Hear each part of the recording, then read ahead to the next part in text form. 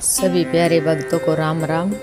आज भक्तमाल में से कथा करेंगे भगत राम नारायण और श्रीधर बाबा।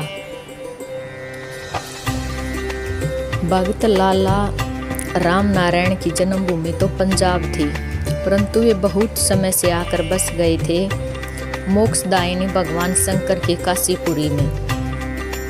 उनके साथ पंजाब के कई लोग और भी आए थे। राम नारायण जी भगवान शंकर के अनन्य भगत थे। प्रतिदिन बहुत तड़के ही गंगा स्नान करके वे भगवान विश्वनाथ जी के दर्शन करते और फिर घर लौटकर पार्थिव पूजन, शिव सहस्त्र नाम का पाठ, महामृत्युंजय मंत्र का भक्ति श्रद्धापूर्वक जप करते थे। मध्याह्न तक उनका पूजा पाठ चलता।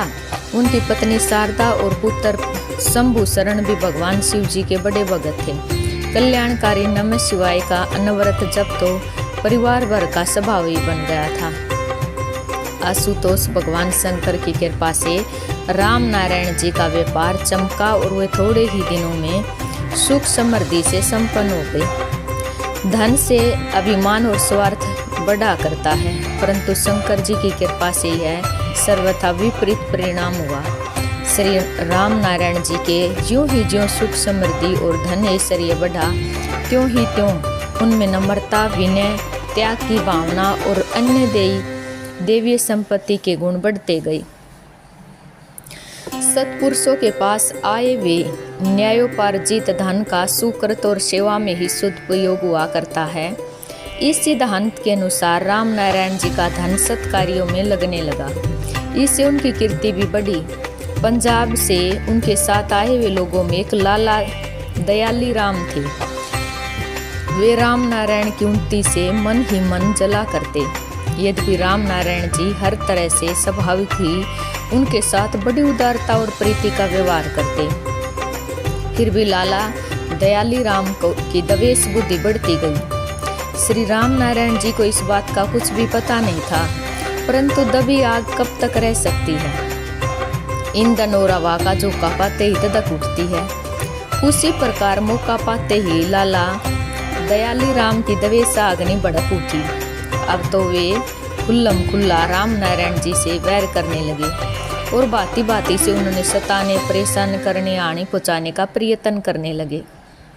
गालियाँ देने, गुंडों से पिटवाने, आग लगा देने और व्यापार में नुकसान पहुँचाने आदि के रूप में वैर संपादन के बाती बाती के प्रयत्न दयाली राम की ओर से चलने लगे। एक दिन राम नारायण जी गंगा स्नान करके आ रहे थे। दयाली राम ने अचानक स्वयं आकर उनके 2 जूते लगा दिए। राम नारायण जी हंसते हुए चले गए, परंतु उन्होंने अपने साथी दयाली राम की इस गिरी हुई हालत पर बड़ी दया आई।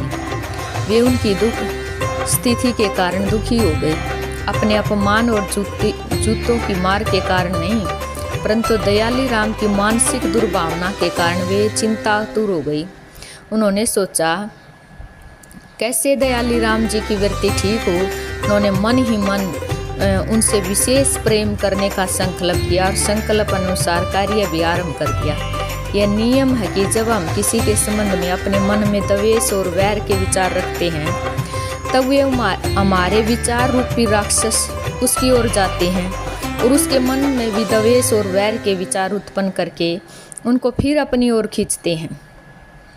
स्वार्थ, क्रोध, हिंसा, मद और लोभ आदि के विचारों का है भी ऐसा ही असर होता है। इस प्रकार परस्पर अशुभ विचार बढ़ते रहकर तमाम वातावरण को और तमाम जीवन को अशुभ बना देते हैं। इसके बदले में यदि किसी के प्रति प्रेम के विचारों का पोषण हो तो वे भी वहां तक पहुंचते हैं। उसके मन में उबड़े हुए द्वेष को दबाकर प्रेम के भाव पैदा करते हैं। यदि बार बार प्रेम के विचारों को बढ़ा कर भेजा जाए तो अंत में उसका द्वेष मिट जाता है, वह भी प्रेम करने लगता है। प्रेम का और द्वेष का जनक है। लाला दयाली राम के मन में वैर था, परंतु राम नारायण जी के मन में अत्यंत सुदृढ़ और महान प्रेम भरा था।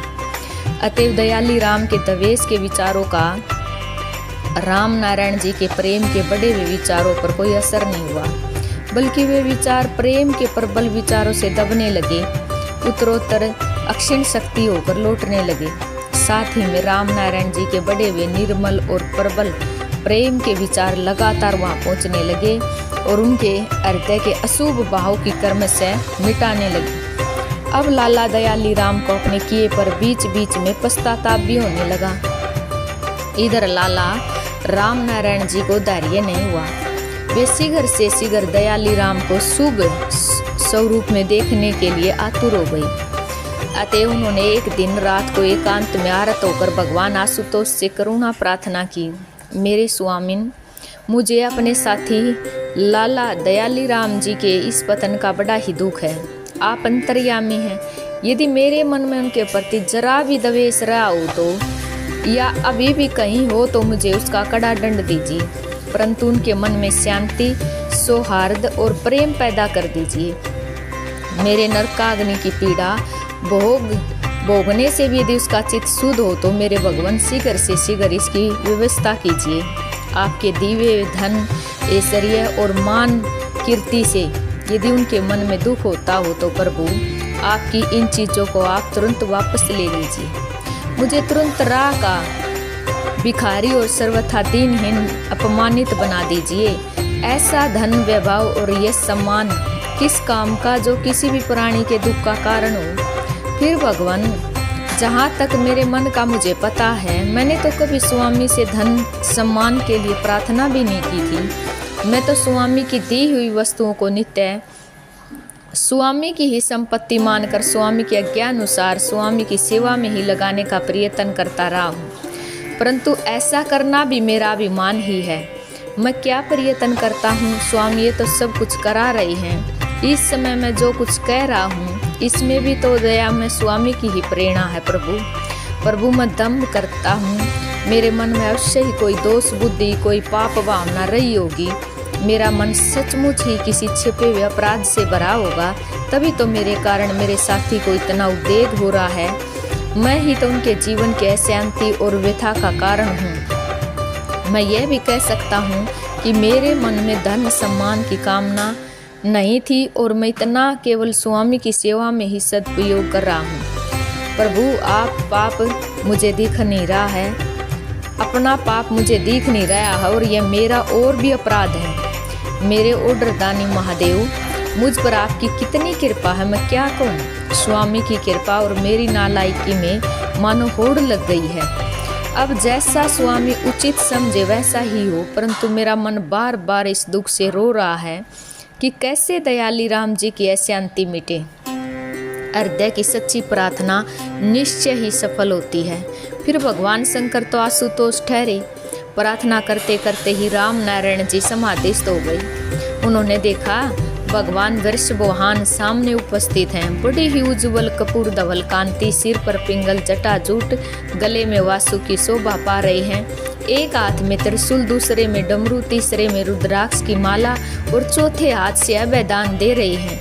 कटी में रीछ की छाल पहने हैं। विशाल नेत्रों से मानो कृपा सिंधु की वर्षा हो रही है। होठों पे मुस्कान है। देव देव श्री शंकर जी के दर्शन पाकर लाला श्री राम नारायण जी कृतार्थ हो गई। उनके नेत्रों में प्रेम आंसू बहने लगे। शरीर रोमांचित हो गया। आनंदातिरेक से वाणी बंद हो गई। भगवान ने उनके मस्तक पर अभय हस्ता बिंद रखा और कहा, राम नारायण, तेरी श्रद्धा, भक्ति और निष्काम सेवा ने मुझको अपने वश में कर लिया। यह दयाली राम पूर्व जन्म में पिचास था।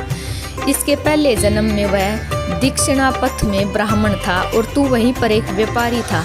तेरी बुद्धि उस समय भी श्रेष्ठ थी। वह ब्राह्मण होने पर भी कुसंग में पड़कर मदमास का सेवन करता था और डाके डालकर धन कमाया करता था। उसमें बड़ी क्रूरता आ गई थी और एक दिन उसने तेरे घर में डाका डाला। तने उसके साथ उस समय भी बड़ा सद्व्यवहार किया और मन मांगा धन देने के बाद उसे मेरी भक्ति और नमः शिवाय मंत्र जाप करने का उपदेश दिया। तेरे सद्व्यवहार का उस पर बड़ा प्रभाव पड़ा और वह मेरी पूजा करने लगा। एक बार रामेश्वर में जाकर उसने मुझ पर जल और बिल्व पत्र चढ़ाए थे। अपने पापों के कारण वह दूसरी योनि में पिचास हुआ, परंतु तेरे संग तथा मेरी पूजा के फल स्वरूप वह योनि 10 ही वर्षों में छूट गई। उसने पुण्य क्षत्रिय कुल में जन्म धारण किया और पिछले मानव शरीर में उसका जीवन द्वेष, हिंसा, क्रोध और वैर की भावनाओं का घर बना हुआ था। निरीहों को सताना और भला करने वालों का भी बुरा करना उसका स्वभाव बन गया।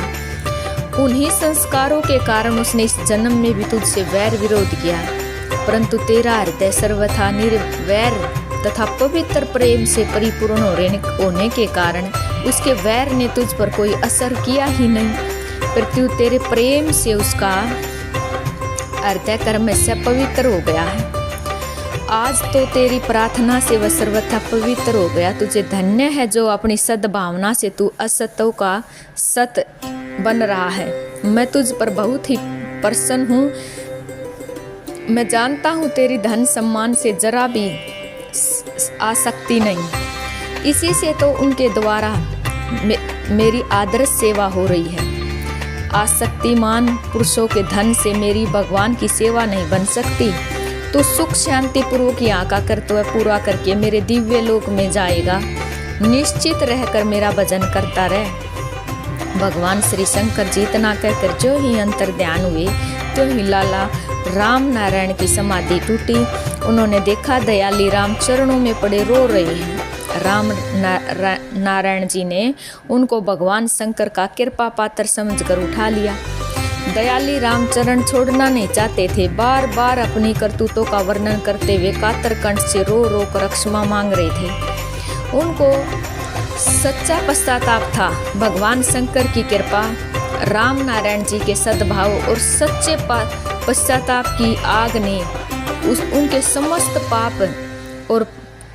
पाप बीजों को जला दिया। श्री राम नारायण जी ने उठाकर उन्होंने हृदय से लगा लिया और बहुत तरह से सांत्वना देकर तथा श्री शंकर जी की भक्ति का उपदेश देकर विदा किया। श्री दयाली राम के मन में पूर्व जन्म की स्मृति आ गई। वे नमः शिवाय मंत्र का जाप और भक्ति पूर्वक श्री शंकर जी की उपासना में लग गए। राम नारायण जी के साथ उनका प्रेम अटूट हो गया। दोनों साथी भगवान श्री विश्वनाथ जी की सेवा में जीवन समर्पण करके करते करते हो गए। भक्त श्रीधर बाबा ऐसे ही महापुरुषों में एक हैं जिनका जन्म हिंदू धर्म, संस्कृति और स्वतंत्रता की रक्षा के लिए हुआ था। इनका जन्म बिहार प्रदेश के मुंगेर मंडला अंतर्गत बिहड़िया ग्राम में आज से करीब 600 वर्ष पूर्व हुआ था। उनके जीवन संबंधी विशेष गाथाओं का कोई उल्लेख नहीं है, परंतु इनके जन्म से एक महापुरुष का आविर्भाव हुआ था। वह सारे प्रांत को मान्य है। ये जलेवार ब्राह्मण परिवार के कुल दीपक थे। ये स्वभाव से सहृद और भक्त पुरुष थे। ये भगवती त्रिपुर सुंदरी की आराधना में तन्मय रहते थे और अपने ग्राम में अपनी आराध्या देवी की प्रतिमा स्थापित करने की इन्हें प्रबल इच्छा थी। सौपन अवस्था में इन्हें ऐसा ज्ञात हुआ कि जगदम्बा कह रही है, मैं जीवलित शिकासी खप्पर में गंगा के प्रभाव में तुम्हारे ग्राम की ओर आ रही हूँ। तुम गांव के निकटवर्ती घाट पर मेरी प्रतीक्षा करो और प्रज्वलित प्रचंड शिखा को मुझे मानकर गंगा के तट से भूमि पर यंत्र लिखकर मेरी स्थापना करो। आज्ञा सिरोधारी करते हुए श्रीधर बाबा ने हर्ष विषम का ठिकाना नहीं रहा। तत्काल ही समीपवर्ती गंगा के तट पर जाकर आराध्या देवी की प्रतीक्षा करने लगे। दूसरे दिन प्रातःकाल श्री भगवती त्रिपुर सुंदरी जवलित शिखा के रूप में प्रभावित होती सन्निकट दिख पड़ी। भक्त परवर को अमूल्य निधि मिली और जिन्होंने जल से लाकर यथोपचार विधि से मृत्तिका पिंड में स्थापित किया।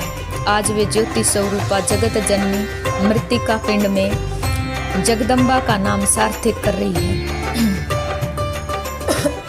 आज सुदूर प्रांत से भगत जन आकर अपनी सेवा की भेंट अर्पित कर मनोवांछित फल प्राप्त करके कृतकृत हो रहे हैं। इसी समय इस प्रदेश में धर्म विलंब हो रहा था और यवनों का आक्रमण निरही हिंदू जनता पर यवन धर्म के प्रसार के हेतु चल रहा था। आतंकग्रस्त बहुत से हिंदुओं को विजातीय धर्म ग्रहण करना पड़ा था। उन आतंकियों में एक यवन सरदार कामदार खान नामक भी था और जो बलात् धर्म परिवर्तन करने की चेष्टा में सैदल बल इस ओर बढ़ आया था। यहाँ की जनता कठिन संकट में पड़ी थी और उनके सामने यह समस्या थी कि यवन धर्म स्वीकार करें अथवा तलवार उठाएं। श्री जगदम्बा की आराधना और बाबा श्रीधर देव की अनुकंपा ही एकमात्र सहारा था। भगत परवर श्रीधर बाबा की प्रेरणा से दिग्वे वंशीय भूमिहार ब्राह्मणों ने स्वधर्म रक्षार्थ तलवार श्री जगत जननी के शरण में रखते हुए अभ्यदान की याचना की। धर्म युद्ध में विजयी की संकेत सूचना देती हुई तलवार पृथ्वी छोड़कर ऊपर उठ गई और शरणार्थियों के प्राण पलट आए। यहाँ से 6 मील पश्चिम पुण्यशील शिला हरुड़ नदी के तट पर आक्रमणकारियों से लोहा लिया गया। इस स्थान पर स्थापित श्री परमेश्वरी की शिला मूर्ति हमें आज भी उस अतीत की याद दिला रही है। युद्ध में अतातियों को हार खानी पड़ी और सारे शत्रु तलवार के घाट उतारे गए। सरदार कामदार खां भी मारे गए और हिंदू धर्म ध्वज वीरता का घोतक हुआ। ये प्रांत जो आज बिहार प्रदेश की घनी से घनी आबादी कही जाती है, पहले जंगली जो झाड़ियों से घिरा था। यहाँ की झाड़ियों में सर्प बहुतायत से पाए जाते हैं और नित्यन जनता के प्राण नाश के कारण बन रहे थे। श्री जगदम्बा के प्रसाद से पूज्यपाद श्रीधर बाबा ने यह वर पाया कि दिग्वंशीय ब्राह्मण जिस सांप काटे प्राणी को श्री जगदम्बा के नाम पर जल पिला देंगे और वह विष दोष से मुक्त हो जाएगा। आज लगातार 600 वर्षों से यह वरदान प्रमाणित हो रहा है। असंख्य प्राणियों की जान बची और इस प्रांत का एक भी मनुष्य सर्प विष से काल कवलित नहीं हुआ। सर्प कटने पर यहाँ औषधि उपचार अथवा अन्य तंत्र मंत्र का उपचार नहीं किया जाता, परंतु एक भी प्राण नाश का प्रमाण खोजे नहीं मिल सकता। वृद्ध अवस्था में पूज्यवर श्रीधर बाबा ने जगदम्बा मृत पिंड के निकट ही समाधि ली और आज भी उनके आशीर्वाद से यहाँ के ग्रामीणों ने सर्वसंपन्न रहकर प्रति वर्ष 3-4 बार सतचंडी और 1 बार सहस्त्र चंडी यज्ञ कराई हैं। सभी प्यारे भक्तों को राम राम जी।